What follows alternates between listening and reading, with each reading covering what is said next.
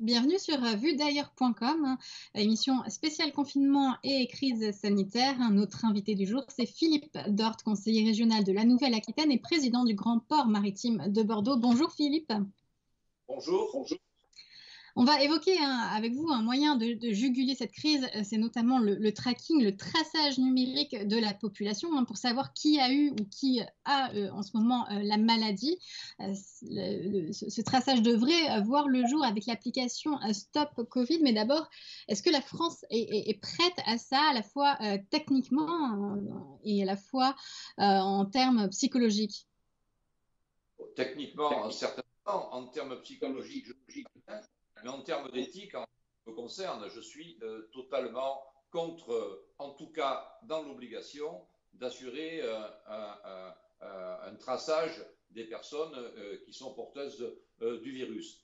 Parce qu'il ne faudrait pas que le contexte impose un concept. Parce qu'à partir du moment où on commence à mettre en œuvre ce type d'outils et de traçage obligatoire, des populations, on prépare le terrain peut-être un jour à des gens qui ont une vision moins démocratique du pouvoir. C'est comme tous les outils. Un outil, c'est très utile, mais ça peut être aussi une arme. Ça dépend des mains qui le tiennent. Donc moi, je suis absolument contre ce tracking. On aurait mieux fait, plutôt que de demander à une start-up d'étudier ce système-là, on aurait mieux fait d'anticiper et d'avoir les moyens, comme ont eu et comme ont toujours les Allemands, pour essayer d'endiguer au mieux ce virus avec des masques, avec des tests, etc., que d'essayer de tracer les gens. Ça, c'est la facilité, mais c'est la porte ouverte peut-être à bien des dérives demain.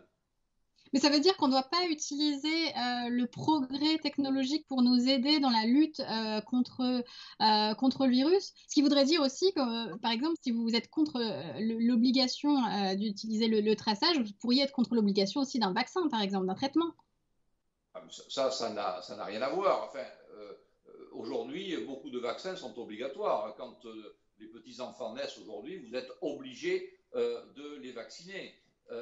Moi, je pense que l'outil informatique ou numérique, il est certainement d'un intérêt, à condition qu'il soit volontairement utilisé. Aujourd'hui, on vous dit, mais on est tracé quand on va sur Google, quand on est sur Facebook. Oui, mais aujourd'hui, vous avez la possibilité de couper votre Facebook, de couper sur votre smartphone votre géolocalisation, le laisser chez vous. Enfin, vous êtes encore libre.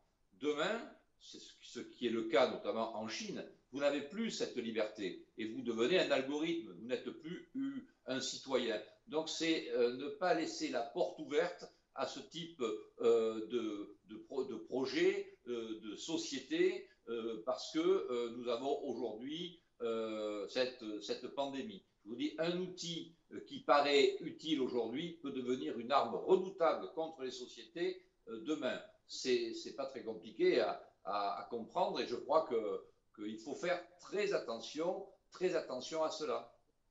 Alors, quel est votre rôle, vous, aujourd'hui, en tant que politique de terrain et président du Grand Port Maritime de Bordeaux dans cette lutte?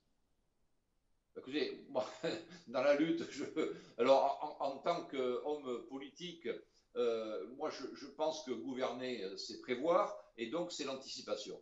Aujourd'hui, nous sommes dirigés dans ce pays par une forme de technostructure qui est sur le flux tendu, qui est alors qui fonctionne avec tous les algorithmes de prévision, etc., etc., et qui font que quand on a un gros souci comme celui que nous vivons aujourd'hui, eh bien, on se rend compte que tous ceux qui étaient en charge de nous protéger ont failli. On se retrouve un peu dans l'état de l'armée française en 1939, derrière la ligne Maginot, et puis en fait, comme d'habitude, on a perdu à Sedan, ils sont passés par derrière. Eh bien, c'est la même chose. Je pense Quels que sont les grands mouvements de fond alors à mettre en marche? écoutez, moi je crois, ce sont des choses qui sont souvent simples et qui doivent être pragmatiques. Tout le monde s'accorde aujourd'hui à dire, les médecins notamment, que si nous avions eu, depuis le début de la pandémie, des masques, et si nous avions tous obligation de porter des masques, certainement que le virus se serait moins propagé. Je ne dis pas qu'il n'y aurait pas eu d'épidémie, mais beaucoup moins, ce qui aurait fait des économies de vie humaine, mais aussi des économies très importantes au niveau des comptes de l'État. Ça aurait certainement pas surchargé les hôpitaux et certainement que le confinement aurait été moins draconien et que les gens auraient pu continuer à travailler sans mettre l'économie à mal. Moi, j'ai fait la proposition pour éviter cela à terme, parce que je pense que des pandémies comme aujourd'hui, il y en aura d'autres, des virus, il y en aura d'autres. Nous sommes sur une planète aujourd'hui surpeuplée, nous assistons à une déforestation énorme qui font que ces animaux sauvages, souvent porteurs de virus nouveaux, contaminent l'homme. Donc, ce n'est pas le premier et ça ne sera pas le dernier.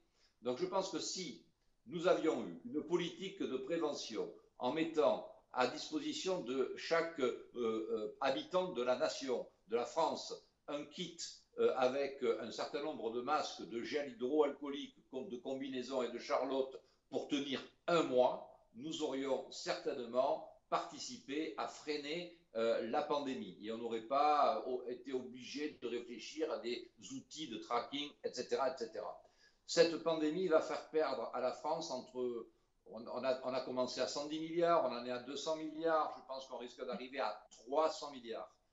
Moi, le kit que je propose de mettre en œuvre, il aura un coût de 1,6 à 2 milliards. Et il aurait fait économiser, certainement, s'il avait été mis en œuvre avant, des dizaines et des dizaines de milliards. Donc, il faut toujours essayer d'être de la perfection. Il faut essayer de se perfectionner. Maintenant, on a eu cette expérience. Je pense et je souhaite que le gouvernement s'empare de cette idée de proposer un kit à toutes les personnes qui vivent sur le sol de France et de le faire distribuer. J'ai même préconisé oui.